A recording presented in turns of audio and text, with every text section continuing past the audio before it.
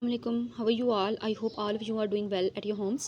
In today's video, I'm going to talk about the writing style of Bertolt Brecht. In the previous video, I have discussed about the biography, literary works, as well as of the themes of Bertolt Brecht. So in this video, I'm going to talk about the writing style of Bertolt Brecht. So let's begin. मैंने यहाँ जो Bertolt bread है उसके basically points के बारे में उसके writing style को बयान किया है। ठीक है, पॉइंट्स के बारे में पॉइंट्स बना के उसके राइटिंग स्टाइल को लिखा है। तो अब हम इसके पॉइंट्स के थ्रू ही समझते हैं, क्योंकि जब आपको पॉइंट्स क्लियर हो जाते हैं, बेसिकली हमने सिर्फ कॉन्सेप्ट लेना होता है। इस लेवल पे, मास्टर लेवल पे आके हमने सिर्फ कॉन्सेप्ट लेना होता है, बाकी उसकी एक्सप्लेनेशन फिर हम कर लेते हैं आसानी से। तो मैंने यहाँ पॉइंट्स ही लिखे हैं, तो हम स्टडी करना स्टार्ट करते हैं। First point that we have तो जो फर्स्ट पॉइंट है वो है he was influence from his own life. ठीक है, जो बर्टोल्ट ब्रेट का एक फादर था वो कैथोलिक था और मदर थी प्योर प्रोटेस्टेंट, और ये एक पुअर फैमिली से बिलोंग करता था। तो कुछ क्लैशेस और कुछ हार्श एक्सपीरियंस है इसकी लाइफ के। ठीक है, that's why he uses the experience of his own life in his work. ठीक है, तो इसकी expression of his own life in his work would also be seen. ठीक है, next he was the Pioneer of social conscious theatre. तो social conscious theatre का Pioneer था। मैंने आपको प्रीवियस वीडियो में अपने बताया कि जो बर्टोल्ट ब्रेट है वो चाहता था कि मेरी जो भी ऑडियंस हैं, यानी जो भी ये ड्रामा परफॉर्म करवाए, तो ऑडियंस उसे सब्जेक्टिव होके ना देखे। ठीक है, इमोशनल इन्वॉल्व ना करे अपने, बल्कि ऑब्जेक्टिव होके क्रिटिकली तौर पे एवेलुएट करे इसके प्ले को। ठीक है, that's why he wanted social conscious. ठीक है, इन his work, through his work. तो इसलिए वो अवेयरनेस ऑफ द ऑडियंस दिखाता है अपने वर्क्स के अंदर। वो एक मार्क्सिस्ट था, that's why he wants to make his theatre highly political. तो मार्क्सिज्म क्या था? मार्क्सिज्म एक लिटरेरी थ्योरी थी अगेंस्ट द कैपिटलिज्म। ठीक है, तो मार्क्सिज्म का बेसिकली मोटो था इक्वालिटी, यानी इक्वल, हर एक को इक्वली तौर पे उनकी मेहनत के अकॉर्डिंग जो है उनको मुआवजा दिया जाए या इस तरह पे किया जाए। तो हाईली पॉलिटिकल एक पॉलिटिकल मूवमेंट थी। जाहिर सी बात है, लोगों की मनी इकोनॉमी के बारे में ज़्यादातर मार्क्सिज्म बात करता है। तो इसलिए इसने अपनी ये मार्क्सिस्ट था, तो हाईली पॉलिटिकल अपने वर्क्स को बनाता था और चाहता था कि उसकी ऑडियंस हैं सोशल पॉलिटिकल अवेयरनेस हासिल करे थ्रू हिज प्लेस। ठीक है, इसके वर्क ओपन मिस्टीवस, आयरोनिक और प्रोवोकेटिव होते थे। ठीक है, नेक्स्ट है through his works reader can make rational judgement. ठीक है, वही बात हो गई कि सब्जेक्टिवली रैशनल होकर जजमेंट करनी है about the political and social aspects of his work, और मोस्ट ऑफ हिज वर्क्स वो यही दिखाता है। स्पेशली द थ्री पेनी ओपरा जो इसका वर्क है, उसके अंदर इस अप्रोच को वो सक्सेसफुली यूज़ कर रहा है, और वो इसका मोस्ट परफॉर्म्ड ड्रामाटिस्ट है जिसमें इसने बहुत सक्सेस हासिल की थी। नेक्स्ट है he use the technique of realism in his work, reality को शो करता है। ठीक है, अब जो है he also coined the term non-Aristotelian drama because he was against the concept of Aristotle's poetics. तो अरिस्टोटल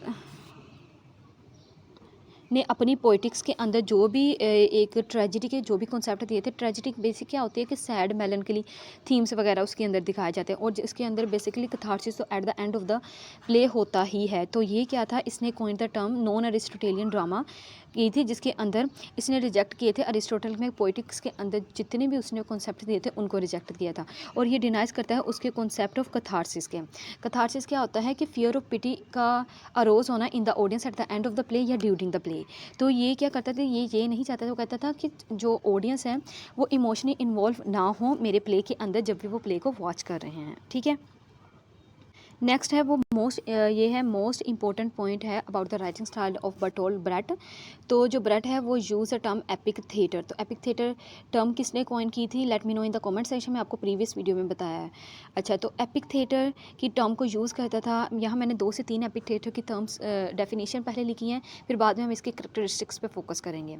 अब epic theatre is the theatre that repeatedly and deliberately reminds it's observers, ये याद रखना है, reminds it's observers that the events being depicted are not even to which they can relate. thus epic का जो word epic का मतलब, ऐसे epic हमें पता है लॉन्ग नैरेटिव, कोई चीज़ जो लॉन्ग नैरेटिव, अगर epic पोइम की बात करें तो लॉन्ग नैरेटिव पोइम होती है। तो epic का वर्ड मतलब इसके लिए क्या है? The sense that is it is not fully understood and understandable.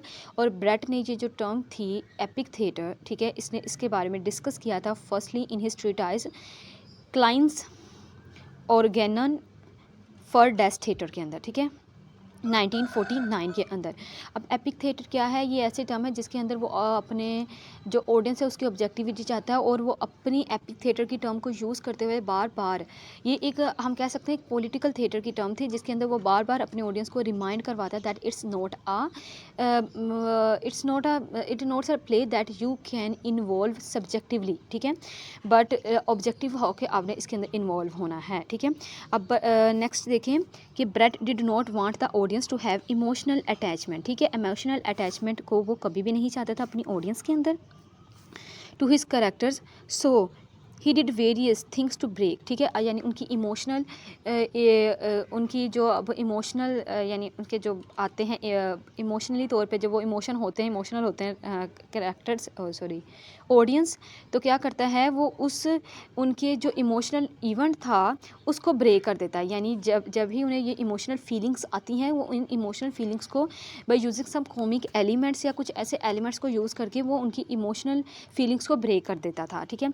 Hence अब यहाँ मैंने इसकी कुछ टेक्निक्स लिखी हैं, तो यहाँ अब आई होप सो कि आपको एपिक थिएटर समझ आ गया होगा। तो एपिक थिएटर क्या है कि जिसके अंदर रीडर ऑडियंस को रिमाइंड करवाया जाता है कि जो वो देख रहे हैं उसके अंदर उन्होंने क्रिटिकली होके उसे एवेलुएट करना है, उसके अंदर जो बेसिकली पर्पस है उनका अवेयरनेस, सोशल पॉलिटिकल अवेयरनेस है जो वो राइटर देना चाहता है, उन्होंने उसको फाइंड आउट करना है, इमोशनली तौर पे उसके अंदर बिल्कुल भी अटैच नहीं होना, ठीक है। तो यहाँ मैंने कुछ करेक्टरिस्टिक्स लिखी हैं पहले एपिक थिएटर की, कि एपिक थिएटर के अंदर जो राइटर है क्या क्या चीज़ें यूज़ करता है। Epic theatre is characterized by the use of episodes, ठीक है, to depict small scenes that are vital parts of the larger whole, the isolation and the alienation of the audience. So this is the most important point about the epic theatre कि isolation of the audience is required, ठीक है, called वर्फ्रेमडंग, ठीक है। तो ये एक technique थी जिसे इसने वर्फ्रेमडंग का नाम दिया था और इस टेक्निक को हम आइसोलेशन भी कहते हैं या वी इफ़ेक्ट भी कहते हैं, वी इफ़ेक्ट भी कहते हैं या आइसोलेशन भी कहते हैं। और इसके अलावा ये जो टेक्निक थी वी इफ़ेक्ट या आइसोलेशन, ये एक मेथड था जिसके अंदर जो थी दिस मेथड क्या करता था, estranges the audience from the end compels, estranges the audience को स्ट्रीन्स कर देता था and compels them to examine the social realities of the conditions, ठीक है, being portrayed in the play. तो क्या करता था वो ऑडियंस को बिल्कुल ही स्ट्रेंज कर देता था और उन पे इस बात पे फोकस किया जाता था that you must have to analyse the social and political aspects of the play, okay. And Bertolt Brecht ने ये जो एलियनेशन इफ़ेक्ट है जिसे वर्फ्रेमडंग टेक्निक भी कहा जाता है या फिर वर्फ्रेमडंग इफ़ेक्ट भी कहा जाता है और वी इफ़ेक्ट भी कहा जाता है, इसने 1920 और 1930s को इस इफ़ेक्ट को क्रिएट किया था, यानी इस टर्म को क्रिएट किया था।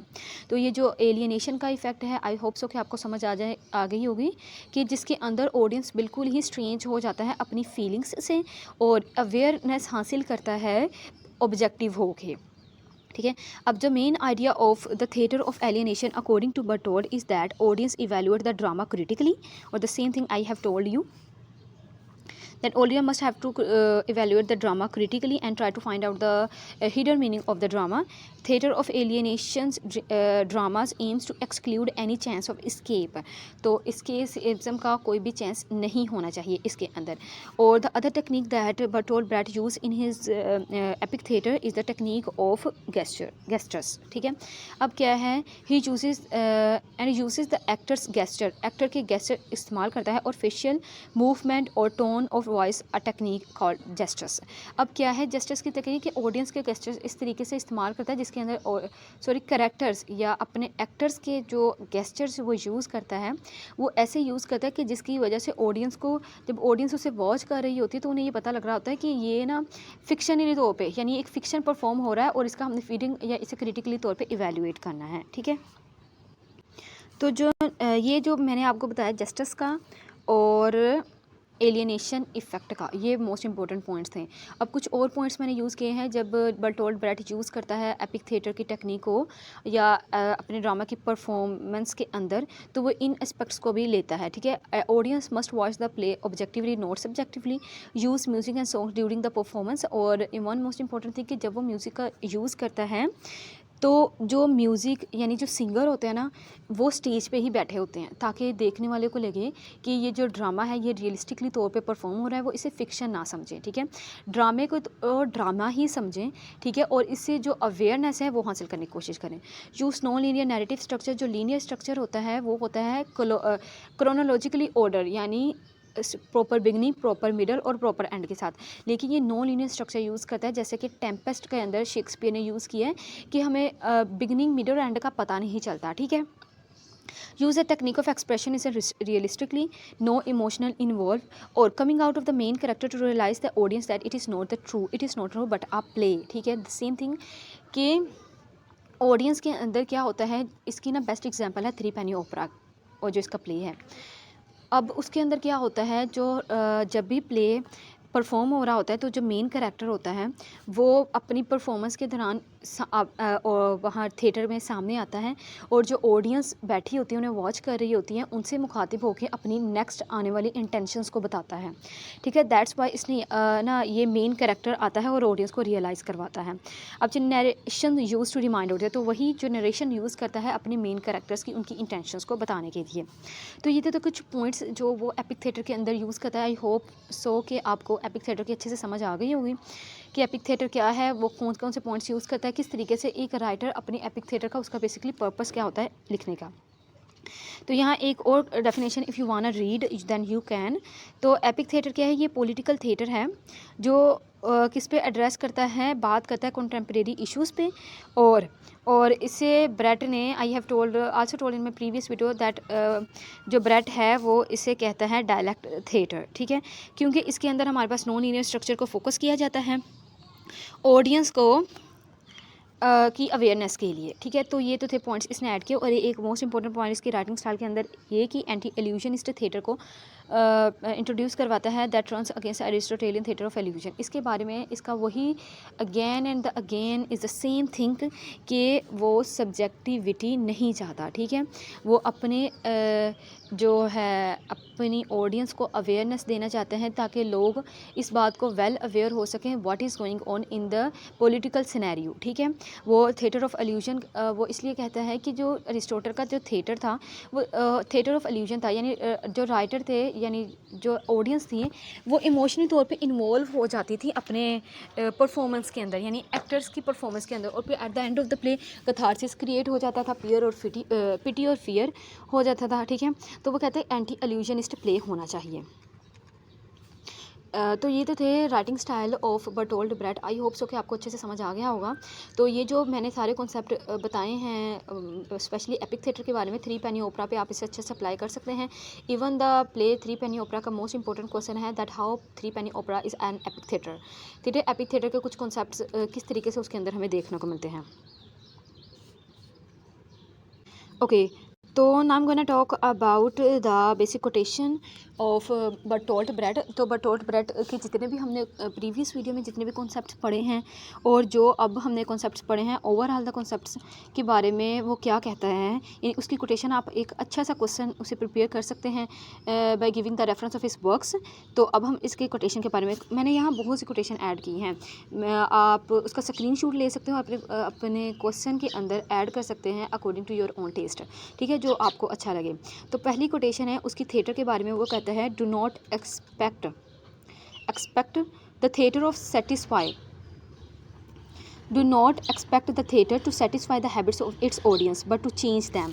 तो here we can also find the theme of the objectivity कि थिएटर से आपने ये एक्सपेक्ट नहीं करना कि वो आपको सेटिस्फाई करे, आपकी इमोशन को क्रिएट करे, आपके अंदर कैथारसिस क्रिएट करे, बट टू चेंज दैम, लेकिन आपने क्रिटिकली इवेल्युएट करके अपनी अवेयरनेस को देखने की कोशिश करनी है, ठीक है। नेक्स्ट इसकी जो कोटेशन है वो है from the start it has been the theatre's business to entertain people. तो वही हो गया थिएटर ऑफ एल्यूजन के जो अगेंस्ट बात कर रहा है। It needs no other passport than fun. तो ठीक है, स्टार्ट के बारे में, स्टार्ट में क्या किया जाता था थिएटर में, स्टार्ट में जो थिएटर का पर्पस क्या होता था वो उसके बारे में ये कोटेशन कह रहा है। Next we have the quotation about the art. So I have also told that he was also the member of the Dadaism movement, and he also used the technique of Dadaism, the technique of art in most of his works. And his quotation about art is that art is not a mirror hold up to reality but a hammer the most important quotation again with which to shape it, तो उसे वो कहते हैं वो mirror, ये hammer है जो हमें शेप करती है, ठीक है। और एक और कोटेशन है, इसकी मैंने आर्ट के बारे में यहाँ ऐड की, all art forms are in the service of the greatest of all art, the art of living. Okay, so this is the quotation about art of Bertolt Brecht. Next we are going to talk about the development of an aesthetic by Bertolt Brecht. तो quotation इसकी है, वो कहते हैं when something seems the most obvious thing in the world, it means that any attempt to understand the world has been given up. तो this is quotation by Bertolt Brecht about the development of the aesthetic.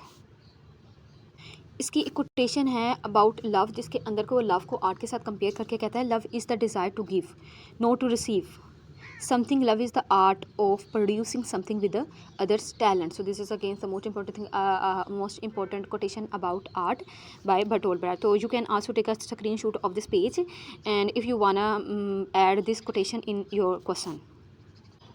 Okay, so the next quotation we have about Bertolt Brecht. This quotation has been taken from the Three Penny Opera, his most important work. If art reflects life, it does so with special mirrors. And another quotation that we have about art, and he talks about the art and the science. He says that art and science coincide insofar as both aim to provide the lives of men and women, to improve the lives of men and women. So the purpose of the art and science is the same by according to Bertolt Brecht, as he told this quotation. Okay, the next quotation we have about Bertolt Brecht is that in the dark times will there also be singing? Yes, there will also be singing about the dark times. ठीक है, तो I have also told her in his technique of epic theatre he also used singing and music. So this quotation is about this point. Okay, so this is all about of today's video. In this video and in this video we have covered the writing style as well as the important quotation of Bertolt Brecht.